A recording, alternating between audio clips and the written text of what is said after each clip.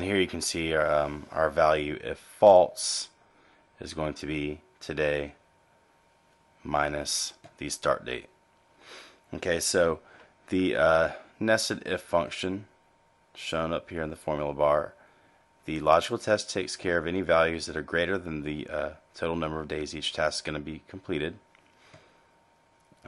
by giving it a result of total days, and the nested if function here for the value of false argument takes care of any values that are less than 0 in the case of the task that the start date has not arrived yet. Okay, and then so that takes care of our days completed. This should always be automated because of that formula. This will always be up to date as the days change. And then over here for days remaining, I entered in a formula which is simple. The days remaining is going to be the total number of days minus the days complete. And then I just carry those down, and you can see that, you know, for this task, which takes 7 days, since we're June 7th, 6 days have been completed, and there's 1 day left. Okay, so now let's go ahead and create our Gantt chart. I'm going to click the Insert tab, and the Insert ribbon will appear. In the Charts group, I'm going to select Insert Bar Chart, and I'm going to insert a stacked bar chart. It can be 2D or 3D.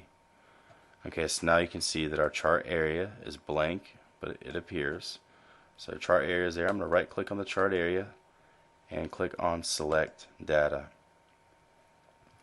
Okay, now I'm going to start adding my series. The first series, let's move this over so I can get to this.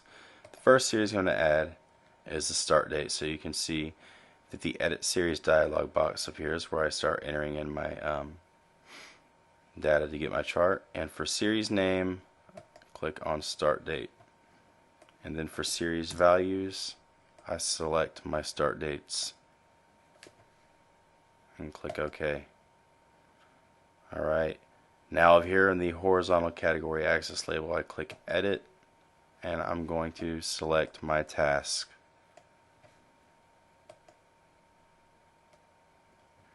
Now I'm going to add another series to this chart, so I click Add. It's going to be days complete.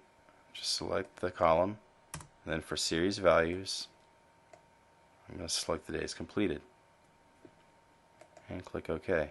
And I have one more to add, and that's days remaining. Click on days remaining, and for series values, okay, so I have my 3 series for the bars: the start date, days complete, days remaining, and then for my horizontal axis I have all the individual tasks. I didn't have to create a series for total days because the days remaining and the days complete take care of that. You can see 17, 17 here. 5 plus 1 equals 6 for task 5. That's going to be represented. The total days will be represented with the combination of days complete and days remaining on the bar chart. So I click OK, close out the Select Data Source dialog box, and you can see I have a chart starting to appear, but there are a few problems. First thing is these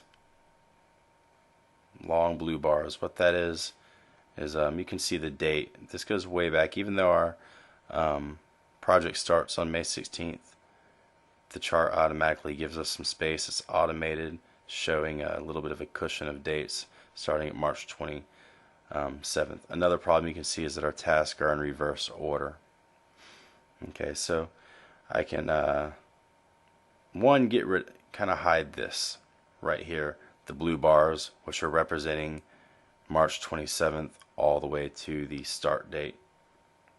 We don't need those there because there's nothing going on, so we don't need any kind of chart graph showing there. So what I do is I click. You can see I just clicked on the blue bars and it highlighted them. So I clicked on them, and then I right click. I'm going to click Format Data Series. Then this Format Data Series dialog box will appear. I'm going to select, for my series options, I select Fill, Then I go down here, select fill again, and I'm going to click on no fill. So there, I took care of that problem. Okay, so you can see there are no bars. You can kind of see this coming together. Alright, let's get our task in the correct order. So I select the task right here inside the chart, right click, and then I select Format Axis. Okay. You can see that the Format Axis box appears over to the right. On the axis position, I'm going to click Categories in Reverse Order. Okay, so now that we've solved that problem, now the one major problem that we have left is this big gap, and that's because of the dates. Now to understand the dates, you kind of need to understand how Excel works with dates. Excel recognizes dates as numbers.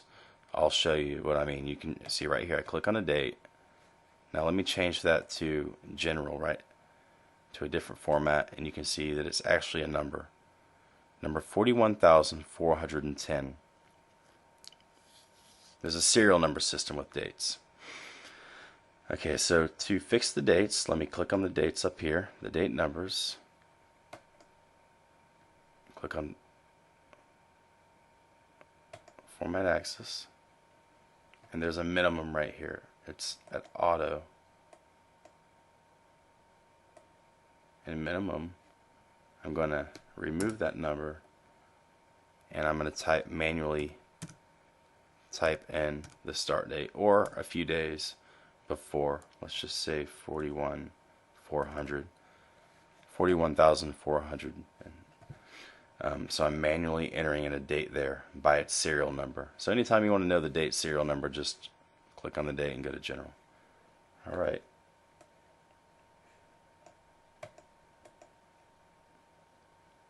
Nah.